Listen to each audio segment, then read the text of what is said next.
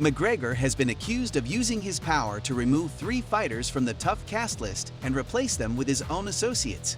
UFC fighters Gilbert Burns and Chris Curtis also addressed the allegations on Twitter, with Burns claiming that former PFL competitor Loic Radzhabov was one of the fighters bumped out to accommodate McGregor. These are some of the MMA community reactions. Daniel Rubinstein wrote, Ken Cross, Mitch Ramirez, and Brandon Jenkins all got pulled off to make room for 3 of Conor's guys to be on the show. Gilbert Burns, not fear with Loic. Now more than ever F this guy, Chris Curtis. Most definitely true. What a asshole. That prompted McGregor to respond to Curtis directly in a tweet that has since been deleted. Actionman 513 not true. I only know one guy on this show and he put himself forward for it. And he is now, after today, set to fight the #1 seed. I didn't ask nor request nothing, and I certainly didn't have people removed. I'm just trying to get back in the mix myself, so Beneil Dariush talks UFC 284 and the holds in Makhachev's Gane. Even though Makhachev emerged victorious, many people believe that Volkanovski gave him a run for his money. As a fighter who's hoping to contend for the UFC lightweight championship, Dariush was interested in some of the revelations that came to light. You start to see holes in their games that might not even be there. Dariush told MMA Junkie Radio. Let's hear it from the man himself. Some of the best fighters in the world coming at each other. And so you start to see holes in their games that might not even be there. You're only seeing these holes is because these freaking they're inhuman men colliding. These great fighters colliding, and so you start to see these things. I thought the fight was great from both perspectives. A lot of things with Islam.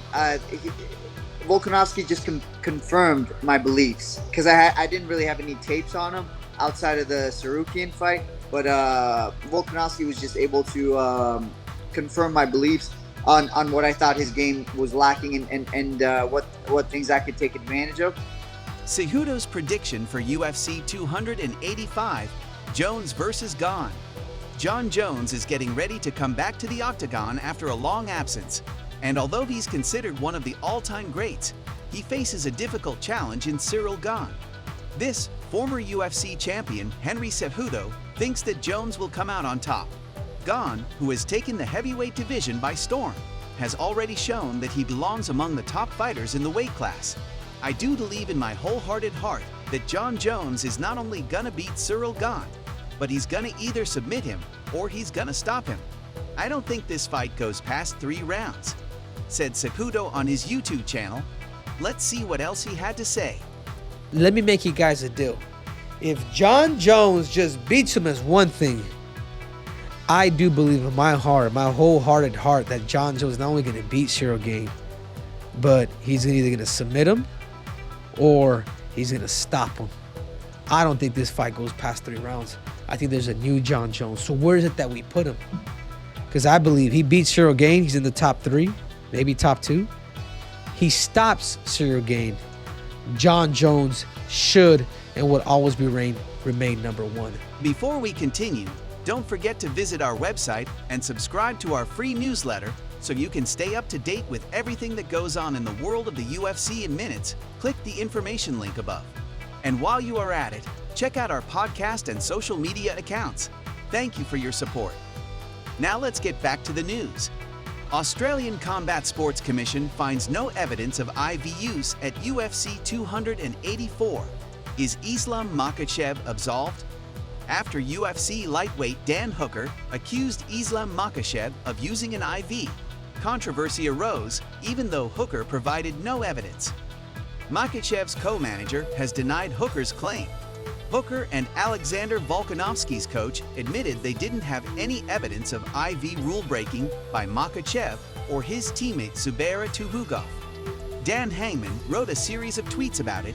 He said, "Dumb thinks he can fly to Australia, hire a nurse to give him an IV, and we won't find out. Cheating dog." To which Islam responded, "You must be held accountable for such accusations."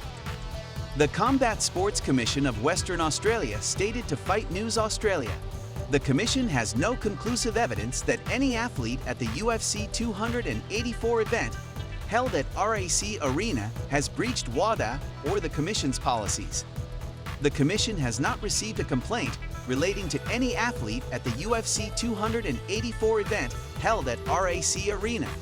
The commission invites anyone with any relevant information to contact us. What are your thoughts on the statement from the Australian Combat Sports Commission? Do you think this absolves Islam from any wrongdoing? Let us know in the comments below. Fighters react to UFC Vegas 69, Erin Blanchfield's stunning victory. Erin Blanchfield had the most significant win of her career at UFC Vegas 69 when she defeated former strawweight champion Jessica Andrade in a little over 1 round. Blanchfield's performance has earned her social media recognition from fellow fighters, including Beneil Muhammad and Angela Hill. Here are some of the best reactions from the MMA community. Beneil Muhammad: "Wow, the girl isn't the future, she's the now." Angela Hill: "Dang, I guess Blanchfield gets winner at UFC 285, right?" Megan Anderson: "Erin Blanchfield is the real deal. If it goes to the canvas, it's her world. Wow, absolutely huge win for her tonight. And we have a new name in the mix at the top of the flyweight division." Look at this Instagram story from a group of fans.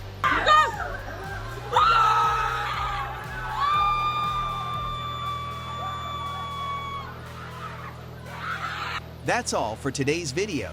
If you want to know the latest UFC news, subscribe to the channel, hit the notifications bell, and click the like button so you don't miss any details about the upcoming fights. Thanks for watching. See you soon.